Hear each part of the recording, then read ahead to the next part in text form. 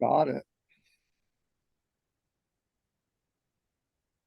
People are showing their faces. Hi, Dr. Escobar. Welcome. Thank you very much, Alice. Thank Hope you. everyone's well. Thank you for your support.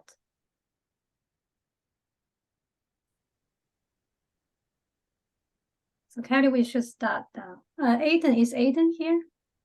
Yeah, Aiden's he's here. Okay. Yes, ma'am. Thank you, Aiden.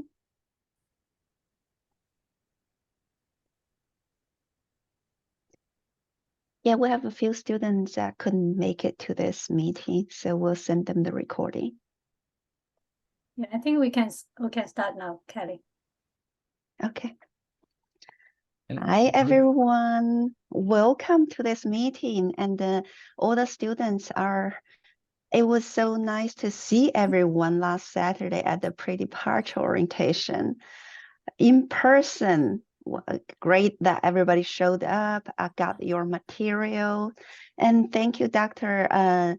Nguyen Orante, our Skyline College president, to be here with us. And Dr. Luis Escobar, our vice president, to be here to support us. And Dr. Jeremy Ball, Alice, and Zad here to support us, even though he's not feeling well, but he's still here. Thank you for the support. Well, today we're mainly gonna, Aiden too, our student ambassador. He has class at 1 o'clock, but he stayed here, wants to share his experience with you all. And so just a housekeeping, every students, I have sent you a hard copy of the student code of conduct last Saturday. I hope you had the chance to review. I also emailed you a copy PDF yesterday. And after this meeting, after Dr. Ranto talked about code of conduct, please review your paper again and sign it, email back to me. Thank you. I'll pass the mic to Dr. Jeremy Ball. Fantastic. Great. I'll just take a little bit of people's time, mainly to talk about what's going to happen when we sort of first land and all that. So let me go ahead and share my screen here. Just in case, I have my contact info here for you. It's might be worth writing some of this down. So you have my phone number here, but I'm not so sure that my American number is going to work super consistently, but you have it here. I also put this in the chat, so if you need to, you can open it there, save it, and go from there. Many of you are already on the Barcelona Instagram page. As you can contact me through that. I think the best tool, though, if you don't already have it, is to get WhatsApp. It's a cool little messaging tool that works off data, right? Because I think for many of us, once you get there, you're going to hit the ground. There's a fair chance maybe your phone's not going to work for you. The order is going to be if something big comes up, try to reach out to the folks from AIFS first. They probably have the most resources. They can solve a lot of things for you. But if something comes up, I want you to have my contact info. Feel free to contact me, right? I'm kind of there to help out. So let me know if something's going on. I think we'll meet for our first day of class on the Wednesday once we get there, but I'll try to coordinate with a few of you before that. One last thing, because my son tells me that the real rage these days is Discord. Does anybody, any of the students, do any of you use Discord? And is there somebody who'd be willing to set up a Discord page for us?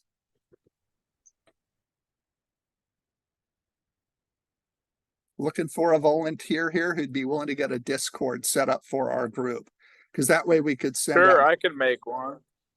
Okay, are you cool doing that? So then reach out if you're cool with that, Cyrus. That's great. So Discord is sort of a tool like WhatsApp. It works with data. You don't need a normal phone line or anything like that to work. And it's a really cool way for all of us to kind of communicate with each other and chat. And again, my son claims it's sort of a great way to go. So I think between you guys trying to get a hold of me through Instagram, because again, you can message me there, or through WhatsApp. And then if we have Discord, because that way we can talk as a whole group, that would be great. So I'll bug you, Cyrus. But if you could get that sort of set up and rolling, that would be great. Today's meeting, I'm going to pass it off to others here, but I think we're going to have a great time and think it's going to be super fun. I think we're also, though, really just we want to be worried about issues around safety. We all want you all to have a great experience. We want it to be a safe experience, and we want it to be a very respectful experience. So I think going in, being very explicit about expectations is sort of a good way to go. So I will pass it back to you, Kelly. Looking forward to the trip, guys. See you in 3 weeks here. Yes, thank you, Dr. Jeremy Bo, for all the tips. And I'll pass the mic to Alice. So Aiden, I think Aiden will share some tips first because he has to leave by 12:30. Aiden? I feel like I've already like talked to this group a lot about my like study abroad tips, but yet again, if you guys have any questions, you guys can just directly chat me and I can send you my socials or my phone number or my email. More than happy to do it. Yeah, I went to Barcelona. It's gonna be beautiful. You guys are gonna have so much fun. Very like diverse, nice city. But yeah, if you guys have any questions, I can't totally think of a lot of stuff off the top of my head because I did do it in a different country, but I did still visit Barcelona. But yeah. So Aiden, real quickly, how was your Yes. first night when you got there? Before you had actually had orientation, you hit the ground, you're probably dog tired from the long plane flight. What are some little hints here that you can give to folks that'll make it so that first night isn't, too much of an emotional roller coaster? Okay, I'm not gonna lie, like that first night is brutal because at least for us, we were like in the air for such a long time and it just was like a whole long process that like it like didn't even occur to us that like a night had passed and like I barely slept on the plane. And then I got to the hotel and like literally like slept from like 9 to 7 and like my they were like, oh, like make sure you guys like stay awake until like so you guys your bodies get adjusted and at like 6 o'clock like I was out and then like uh yeah and then my roommate pranked me that the police were here and he was like wake up and I was like oh so I got woken up and then I went back to bed later. But yeah, the first and AIFS, like kind of, I'm not gonna lie, like the first couple days were kind of brutal. Like I was exhausted because like once you get there, it's like kind of go, go, go. You have a lot of stuff to do, a lot of adjusting and stuff. But yeah, so I would just the first night is at a hotel. I would just try and take care of yourself, make sure you sleep, bring some melatonin for the plane whatever is gonna make you comfortable. Yeah.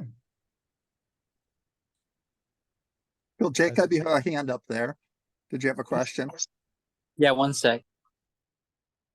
I'm gonna type it in the chat. Okay. Okay. And then Olivia asked, when did you get your phone plan? Did you go ASAP? Yes, I did go as soon as possible. I don't remember if it was like the first or second day, but I remember like my roommates and I got like split up and none of us had like service and we didn't know where to go. We didn't have like maps or anything, so it was like kind of stressful. I would highly recommend well, first you just have to talk to your provider here and make sure your phone is unlocked. And if it is unlocked, chances are it'll probably be cheaper to just get a cell plan there. They'll probably have different ones in Spain, but they might not because mine worked everywhere. I went to Wintre. I would go to a couple different ones just to investigate first and like find the pricing because if it has unlimited data and unlimited talk and text, like why would you pay more for the exact same thing? So I would just check out a couple before you make a decision, but I would go on the first day and it's just any cell provider store. Let's see. Yeah, if I don't know if that answers that, but is there any free time in the first days when you get there? Or are you busy checking in and stuff? Okay, so yeah, like the first couple days were definitely a bit brutal. I'm trying to think of like how the Okay, so you get there, you land, like while you're in the air, that's one night. When you get to the hotel, that's another night. And then you move in the next day, and then you have like the whole process of moving in, and then you're gonna have a guided tour around the city, which is super helpful just to get oriented. They'll show you around.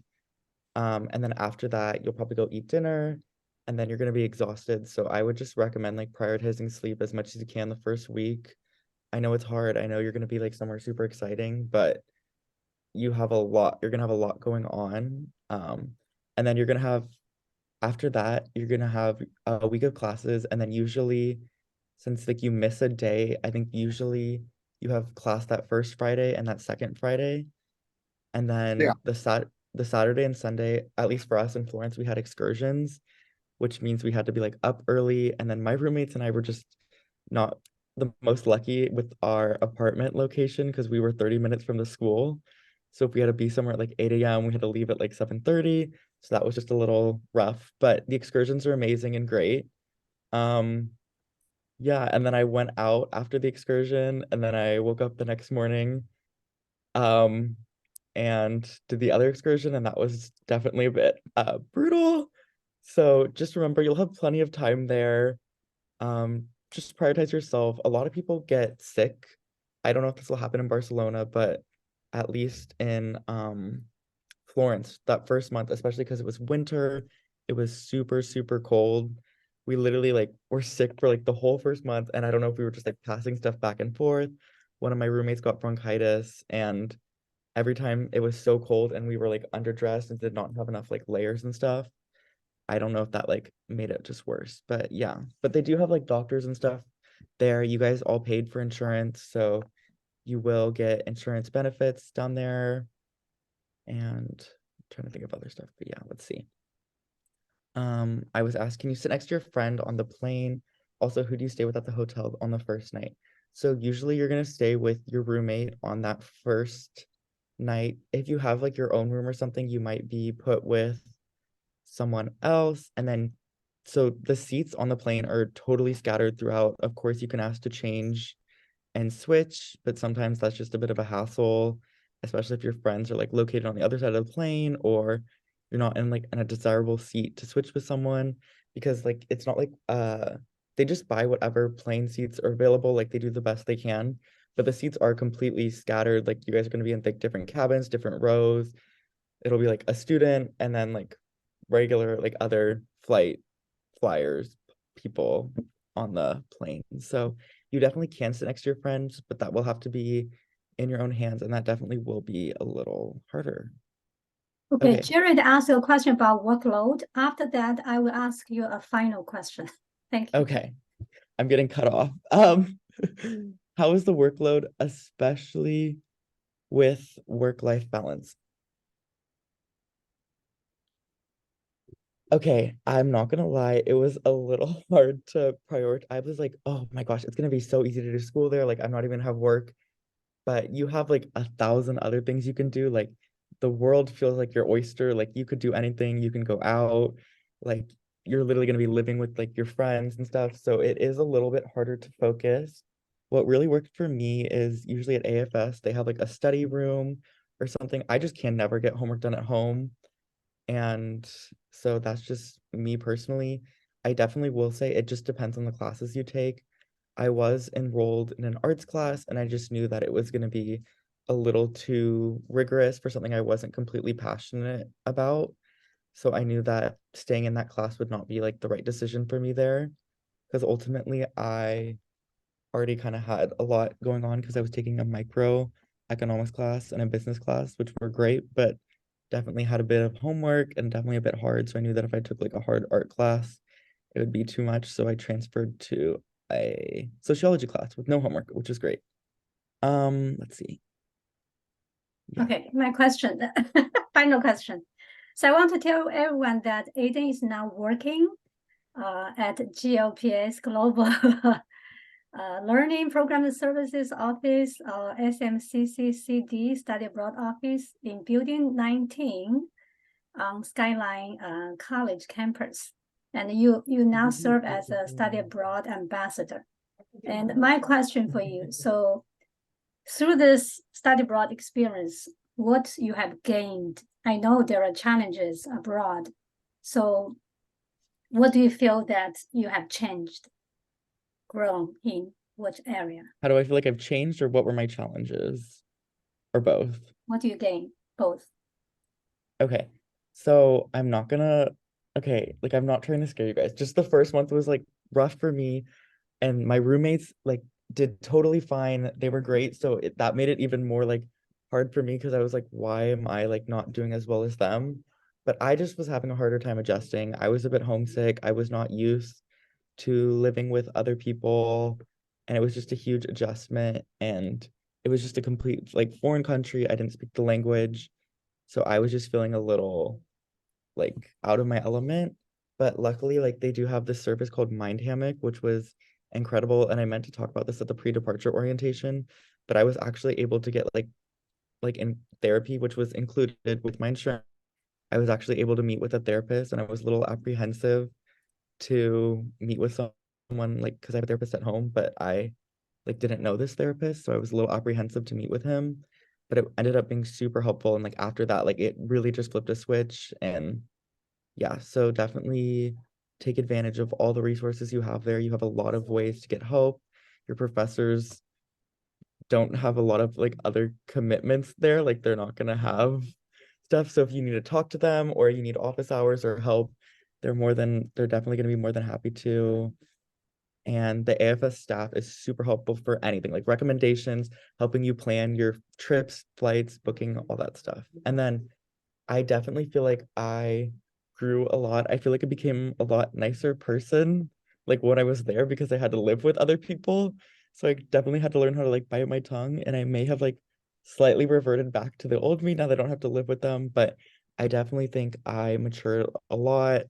Uh I got a lot of confidence and a lot of independence because this truly is like kind of like at the end of this, you have to like pat yourself on the back, be like, wow, like I really did this like pretty much on my own. Um, but yeah, I'm super glad I did it. Thank you so much, Aiden. So there are a few other questions for you. How about you just like reply them in the chat box because our time is limited. And yeah, Kelly, back to you. Yes. Well, next we'll have all the students. If you have more questions, feel free to shoot me an email or give me a call. Even Dr. Jeremy Ball, and you can email him for as resource. Even though you're leaving, but we're always here to help you, to serve you. Don't worry about that. Anytime, give us a call, give us email. We'll answer your questions.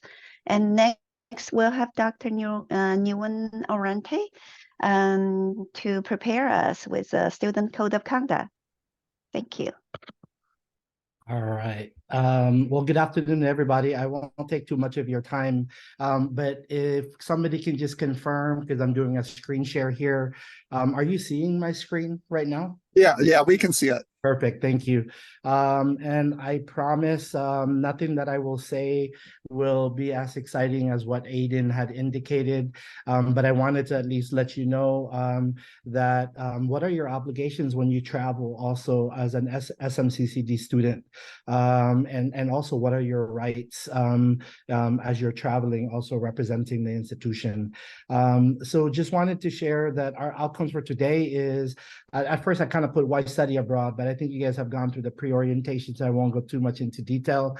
I want us to have more of the time for Alice, Kelly, and Dr. Ball to have a conversation with you about what to expect, as you prepare for your departure. But the three things I just wanted to highlight about why study abroad is expanding your horizons. You guys already know that.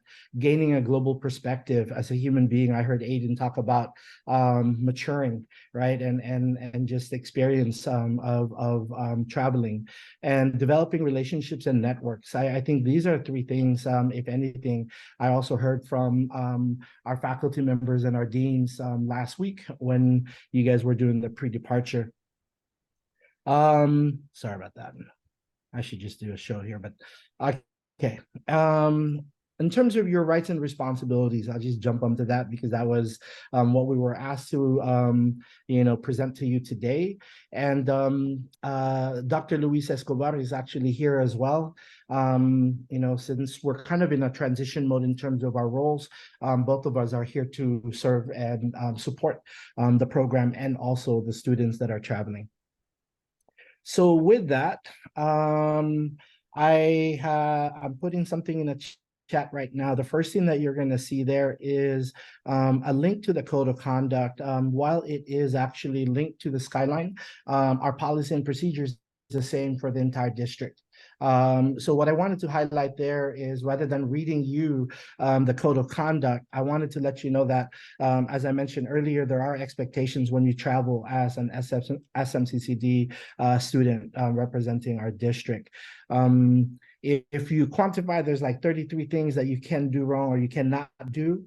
I'm not going to focus on that stuff, right? I just want to highlight some of the things that sometimes we let our guard down when we're traveling and we feel like we're not on our campuses. And then all of a sudden we think it's like, oh, this thing does not apply to me. Well, it does. So for instance, you might be of age and it might be permitted. But if you then are intoxicated, inebriated, and actually violate the code of conduct, that will follow you all the way to Barcelona. So just being mindful of your behavior when you're traveling. Sometimes what ends up happening also is we're, as Aiden indicated, getting to know people that you're living with. Sometimes, and I've heard, sometimes it's easy, sometimes it's not, right? So how do you begin holding conversations and being respectful with the peers that you're there, both in terms of your living arrangements, also in your classes, and just the people in general that you're interacting with. So there's a number of things that can happen. If you feel we're already at that age where we kind of know what's right from wrong, if you feel that it's wrong, more than likely it is wrong, right?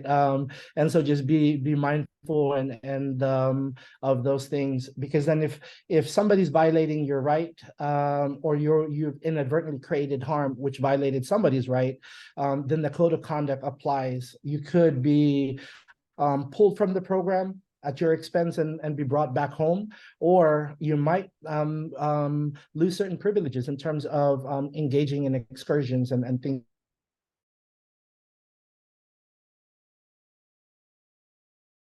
Engage in a behavior that violates the code of conduct.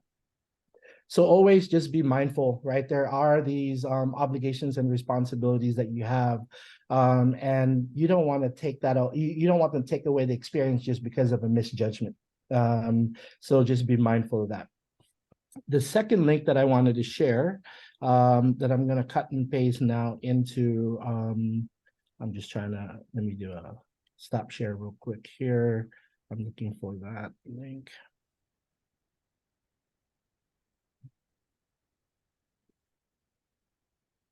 All right, I am back.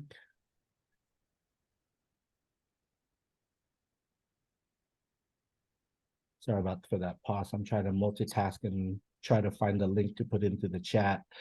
This link that I have for you to review is actually on Title IX. So what ends up happening, again, very similar. When we're traveling, we forget our obligations. And the difference between the Code of Conduct and Title IX, Code of Conduct is very administratively driven, right? When you violate when your behavior violates the Code of Conduct, there's certain penalties that we can impose as an institution. When it comes to Title IX, this is actually violating a student of human rights. Therefore, it becomes a legal matter. And so I just wanted to if it's an activity that's taking place, there are laws that will still hold you accountable for your behavior while you're away and outside of the country. So in Title IX, these are things that sometimes when we're in our, I've experienced this, and so I'm not making this up, where at a previous institution, students had traveled and then they're in the living situation. They've been living together for a few weeks. They become so comfortable, and then all of a sudden they begin to share jokes or stories that make somebody uncomfortable. And when that behavior becomes pervasive, and after being notified, that can begin to escalate now into a harmless conversation or joke, banter, or exchange into violating somebody's rights. Therefore, now it's escalating into a Title IX issue. And when reported, it would be something that we would definitely need to investigate because it's causing harm to another individual, and that's a right to be protected from that. It could be jokes. It could be sometimes, again, unsolicited, appreciation of somebody's physical being or whatever that might be. If it's unsolicited and you've been notified and informed, and the behavior continues, that could be a violation also of Title IX. And living arrangements, sometimes we become so comfortable, and somebody tells you, I need you to put your clothes on when you're walking around, even though this is your space, it's a shared space. Some people are comfortable walking, with underwear or completely naked. Again, this is not something I'm making up. It's just we're getting to learn to live with people that we've never lived with before. And so I would recommend having conversations of how do you have expectations of when you guys are living together, because you guys are going to be rooming for quite some time. And when those violations do take place and those agreements are not agreed upon, it usually results in conflict, and it could be a code of conduct issue or sometimes a Title IX issue.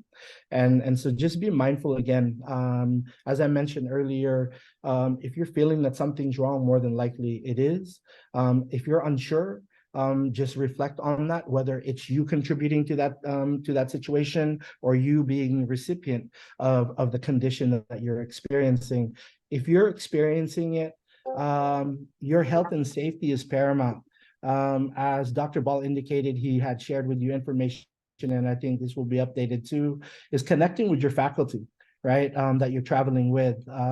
If it's another student and Dr. Ball is not around, I heard Aiden indicated that AAFS, and I've only had positive experiences from previous interactions also with AAFS.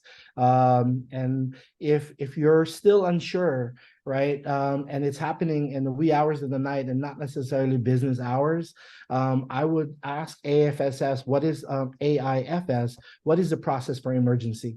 Or if not, and if your safety is actually being questioned in this case, I would say, and I don't know if this was already shared, Alice, is also knowing your surroundings and public safety of the region. Just knowing. So in case something happens, you can always know how to connect with emergency authorities in the region. So that would just be my two things that I want to share is be mindful when you're traveling, be mindful of your obligation and responsibilities, that you are actually accountable because you are representing San Mateo Community College District in this travel. But we have a number of people and teams that are here to support you. And the last thing that I just wanted to share is that make this experience transformative. I think Aiden professed to that his confidence changed, his independence changed, his maturity changed. So just make this experience a transformative one and a positive one for you. My recommendation also is, as a visiting scholar, respect yourself, be respectful of others, and honor the land. You are visitors after all. And last is just be safe, have fun, and we look forward to when we have a chance to hear about your experiences.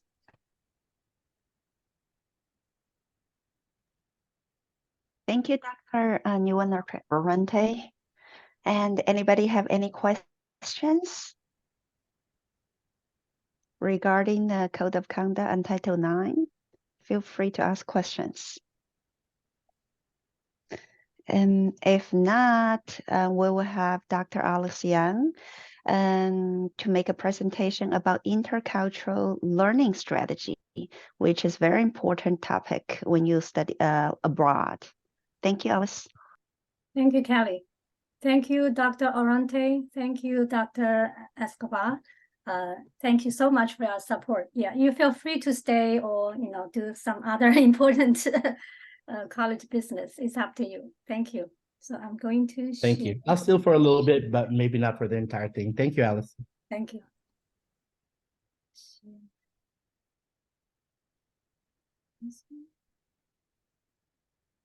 So my last slide.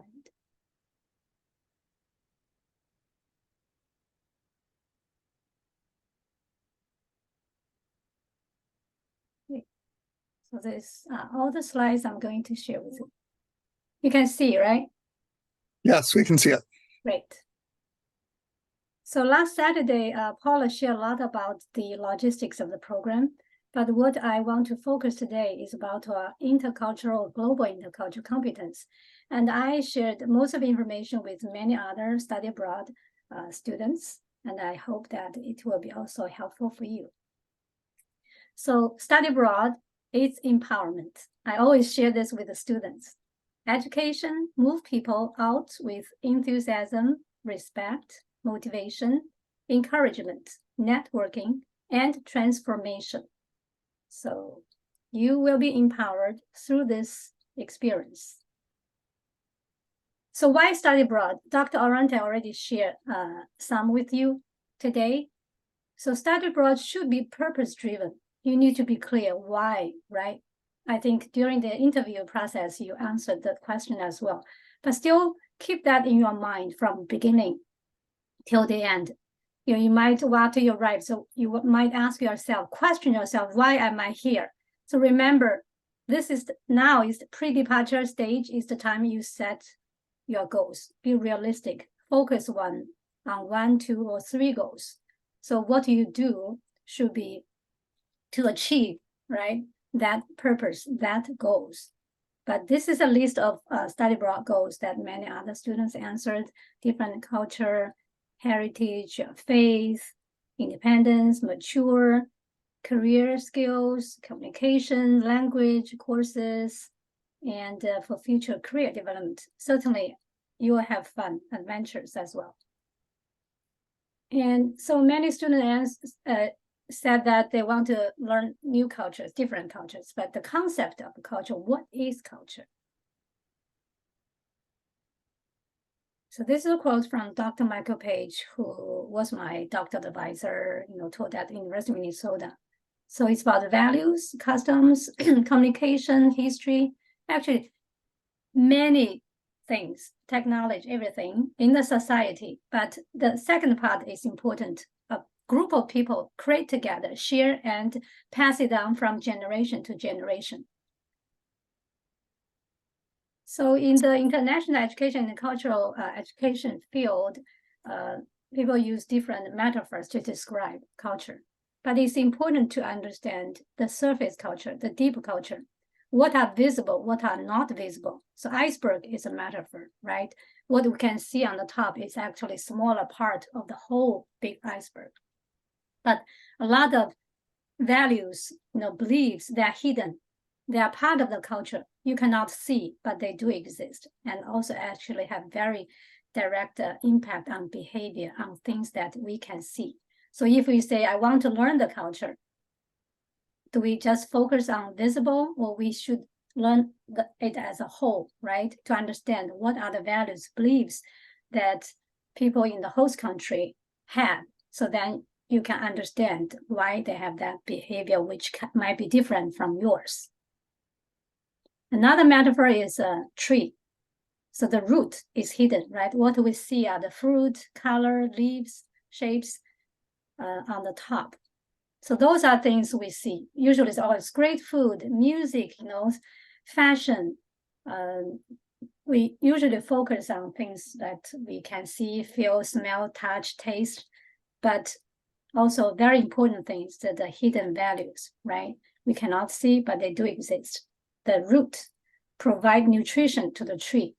So you see this, we see the surface, but important things and underground, unseen, invisible. And the third metaphor I share with is the onion, right? That's another one, onion, by George Hofstadter.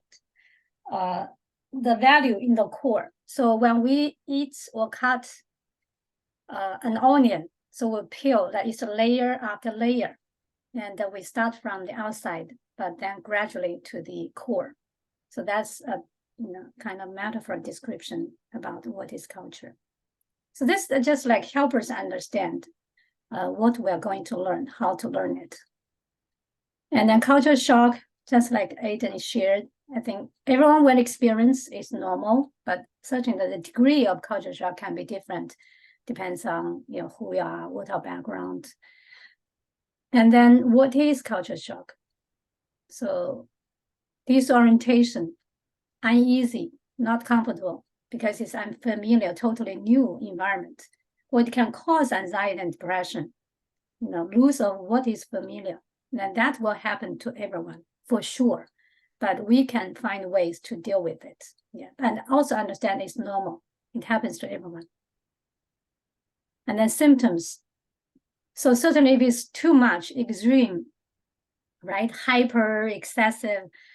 And occasionally we do have some students who really cannot deal with it and have to come back. And then that's just okay. I think as educators, our purpose is to help the students succeed and thrive. If you feel that maybe you can find another time to study abroad, but it's better for you to come back home to continue education here, that's totally fine. But we'll help you, right, to make decisions and then try to talk to the on-site staff first and find out the best solution for you. But one purpose, same purpose, is to help you succeed, no matter where you are, you're at home or abroad. And this is another term that you may understand now. So when after the experience come back, re-entry shock. So sometimes I really want to go back now. So like some students maybe experience like reverse culture shock because you have changed, things at home have changed, unexpected. So that can happen as well. And we use U-curve or W-curve to describe this whole process. Arrival time, exciting new things, honeymoon stage. Then you go through the differences, experience the shock and then find ways to adjust, to recover. And after you come back, it's the same process, exciting, want to tell people you started abroad experience, but some people might not be interested in listening to you. And then you also experience like changes, differences, friendship, circle might change, right? Things happen at home. Then you have to find ways to adjust, recover. Psychological intensive factors, there's an article at the NAFSA website. If you just search psychological intensive factor mega page, you'll find that. So, he did a good job, summarize what, the degree, our reaction to cultural differences.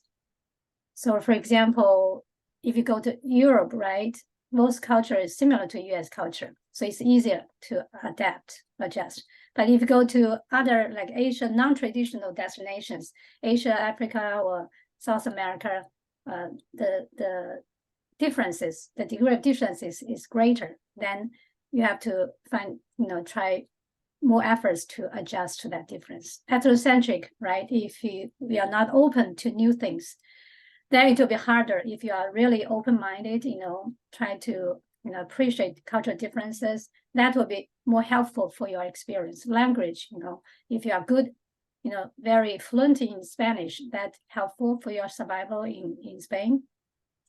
So those are expectations, set like appropriate expectations. If it's too high or too low, that will be harder for you. Or prior, if you already experienced international, right, trips, flights, and had the study abroad experience before, that will be helpful. And then status change, visibility change, or power. Now, you know where to study, where to go home. And there you have to find out a way to navigate the transportation, things out of your control. So those changes will have psychological like impact on you. So when things happen to you, this will help you to understand why you have that emotion, different feeling. So this is a summary of like offered actually by NAFSA training material and some strategies. You need to know that you are not alone and do not try to handle it on your own. Reach out to others and seek additional help. And what you're feeling is real because it does happen to everyone. So don't try to minimize your concerns and expect to feel strong emotions about differences, and takes time to tolerate differences. Let it out. Do not hold frustration in, and do not ignore your feelings, and consider keeping a journal or a blog. Allow yourself to embrace different cultures. So look for reasons behind the host culture practices, have more new friendships with host nationals, and treat your host country with respect. Be open to trying things their way. It's important to take care of yourself. So get enough rest, exercise, and eat well. Seek the support of mental health. And Aiden just mentioned that. And here's the link. I think you're all enrolled in this program. So those are some strategies. And so you need to know yourself. This is stage even right here or when you are there. Who you are, who am I, and what do you believe in? So this is a summary of core US American values. You might agree to most of them, some of them, not everything, but this is a list, like freedom, tolerance, those. So what do you believe in, right? You need to have a reflection on that. Because when you have conversation with a host family, with local people, how to express yourself. Contrast values. So what is value? Belief of a social group, principles or standards of behavior. And so why there are cultural differences? Because of the different belief, right? Unseen, invisible, but they are there. Some country, like United States, more individualism, others collectivism, equality, hierarchy. So some prefer to do one thing at a time, other, right? We have different, this can be a belief or habit or multitask. With some country, social status earned by ability, others like given status, task-oriented, people-oriented. Some country prefer change, take risk, make progress. Other countries, keep the tradition, avoid the risk, formal, informal, direct communication, indirect communication, and, fates, or more like make changes by personal efforts. So those are contrast values. You will see that can compare when you study abroad. And gender different, attitudes to gender roles abroad can be different. There are some stereotypes. Dating rules can be different. Attitudes towards social orientation can be different. So just be aware of that. Keep yourself safe. Avoid unwanted attention and always seek advice. And race abroad. So we all have ethnic background. When you go abroad, things can change. The majority can be minority, minority can be majority. So it depends on where you go. But certainly this time is Spain. So just have some reflection on that. And then discrimination, happens everywhere, not just in the United States. So think about, have a positive attitude, and two things happen to you. Nonverbal communication is important. Actually, 70% of message is delivered through nonverbal communication. So gestures, eye contact, the distance, touching, all those, they can have different meanings. Barriers, stereotype. Do we have stereotype, bias, or prejudice? So all those, how to overcome in the intercultural communication. And now you are at the before you go stage. So know more about Spain, Barcelona, and language. When you are in the country, how to adjust, right? Make friends, curious, journal, culture shock, connection still with family. Stay active, that's important. Some resources, so maximizing study abroad, that's a training material for professionals and the students as well. At the University of Minnesota website, you can get that. What's Up with Culture website. Intercultural development continuum, I'll explain that. And then there is a GCC Global Competence Certificate Program. It's available to students. If you're interested, you can register and complete that. It's an online platform. In the cultural development inventory. So this is what we are going to do, and we will create an IDI account and offer it free for every student for you to complete the pre-test before your departure, but also after you come back, we'll ask you to complete a post-test for this one. So it's like a 50 question survey and about 30 minutes. And it's a test, see where you are at this continuum, how we can develop from monocultural mindset to intercultural mindset, denial, keep a distance from cultural differences, ignore it, miss the difference, or polarization, make judgments, my culture is better than yours, or reverse judgment like, oh, their culture is much better than my culture. Minimization, de-emphasize differences. Oh, we're all the same, right? You ignore the difference. And then acceptance, how we appreciate cultural difference. And then to adaptation, how can we bridge, like a study abroad ambassador, bridge across different cultural differences. But for intercultural competence, how can we have appropriate behavior attitudes towards both cultural commonalities and the differences. So our goal, after the experience, we want to enhance our intercultural competence, that you own it, you can carry it with you, no matter where you will be in the future. This is a GCC program, so they have 18 online modules. This is the content, what they talk about. So communication styles, when cultural collide, right? You live with a roommate, you always stay at home. The first time for you to have a peer roommate, how to have good relationship with each other or with local people. So this, I think we talk a lot about that. But it's important because especially after you come back, right? How do you articulate what you have gained, what the benefits you get through this experience. So coming back home, that's our expectation. As an educator, we hope that you will gain new perception of the host country culture, American culture. You'll be able to share your intercultural experience. You are welcome to serve as study abroad ambassador. So definitely next year we'll hire a new study abroad ambassador. If you're interested, contact us, and we will have celebrate International Education Week, study abroad photo video essay contest. So I encourage you to participate. And this is my email address, my cell phone number. So you may take a photo of it just for your emergency. If you have any questions, emergency, contact me and the Skyline College Public Safety Office, their phone number, so they can get hold of all of us. And then enjoy intercultural learning journey. Okay, that's all I want to share with you today. We still have 10 minutes for questions. Okay.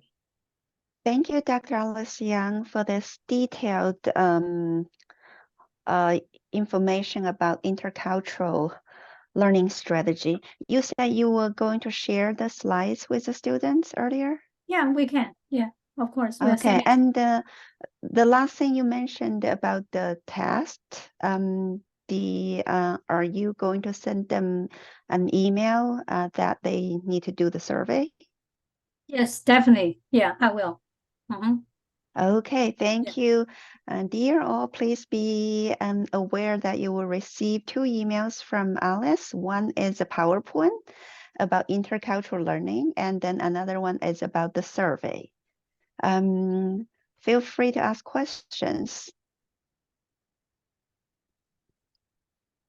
Well, in the meantime, while we're waiting for your questions, I'd like to say, well, enjoy your time in Barcelona and have an open mind.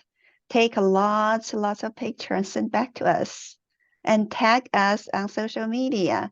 We'd love to see your pictures, videos, and if you like to be featured in our future postcards and the promotional materials, we actually send the physical postcards outside to San Mateo County residents about our program.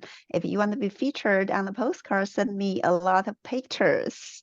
And your family will see you. Yeah, you're famous on the postcard. And I'd love to receive your videos, pictures to use on our social media, Instagram and Facebook. And thank you in advance for your support. And thank you, Kelly. If people have questions, fantastic, feel free to jump in. It might be worth talking a little bit more about maybe those first 48 hours and maybe a little bit about what to expect going in. For those of you who haven't made this flight, it's a little bit rough, and there's a few things that might be worth knowing or doing. The first is I always try to get a couple of good nights sleep before I travel because jet lag just makes it really rough. You guys, I think, tell me if I'm wrong, you're flying into Frankfurt first, right? Is that correct?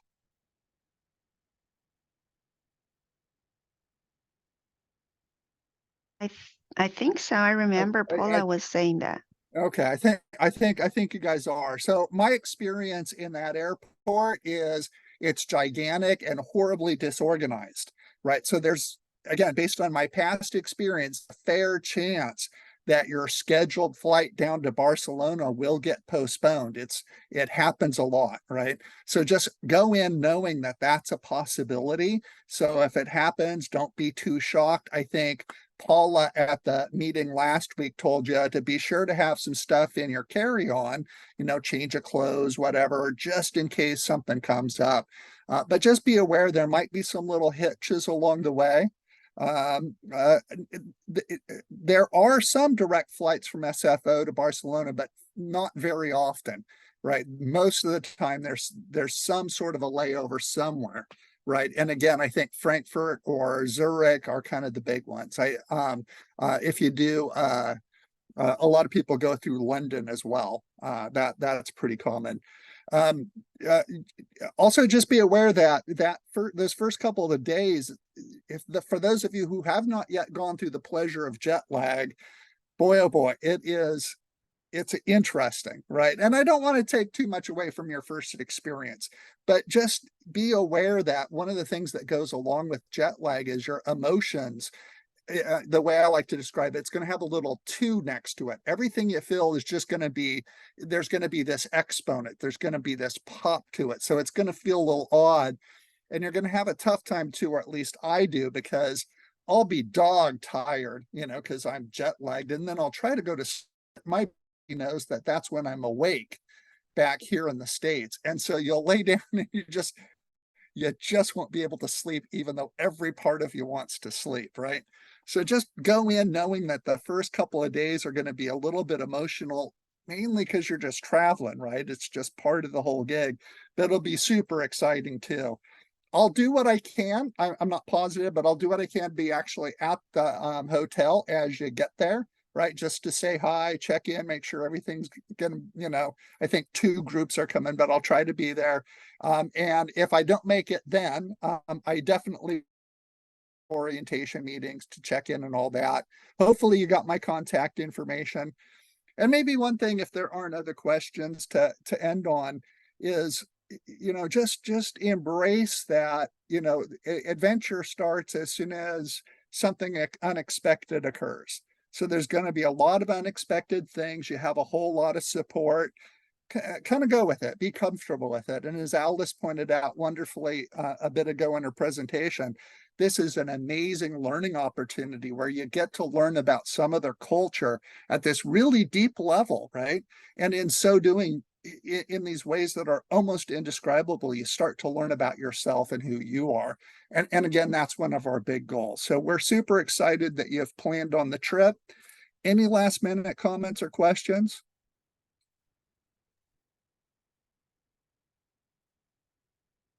Just, yeah, before we go, we can have a group photo here. That's a suggestion. Should we all show our pictures? Are you guys good with the quick screenshot? We have 15 students here. We'll try a different route. Hey, can you guys turn your cameras on real briefly so we can get a quick screenshot of everybody waving to the camera? And then we'll send you on your merry way here. Thanks, Yes. Olivia, Sage. Good job. Thank you. We want to know each other more, right? Recognize who is who. So some of us are going to be seeing a whole lot of each other. Uh-huh.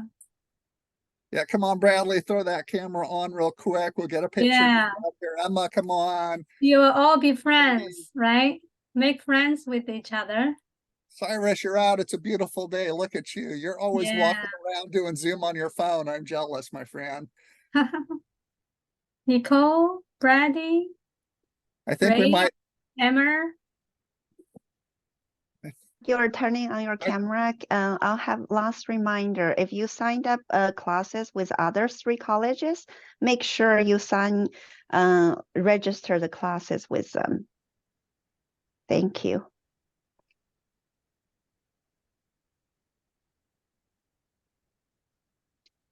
All right, I think that's all we're getting. So let's get the photo. Okay, last call. Last call. Nancy, Nicole, Brady, Ray, Emma, Danielle. Brady doesn't Brady. have a camera, Oh, okay. and Yeah, Daniela a few doesn't. people. Camera's not working. Okay, all right. All right, so let's see. Cheese. You help yourself. I'm And it's doing that. queso. I've been doing my Duolingo. It's queso. Smile, cheese. Great. Thank you, everyone. All right, guys, I'm enjoy so it, yeah. excited for you. Yeah, enjoy your next 3 weeks. Again, if you have questions, depending upon what the question is, hit up one of us. Otherwise, we will see you in Barcelona in 3 weeks. Yay. Woohoo! And also Hooray. remember, we are not throwing you out. Okay, we are still here to support you. So keep in touch with us. All right, guys. See you later. Bye. Have Thanks a for good day. checking in. Bye. Thank you Thank guys. you. Bye. Thank you.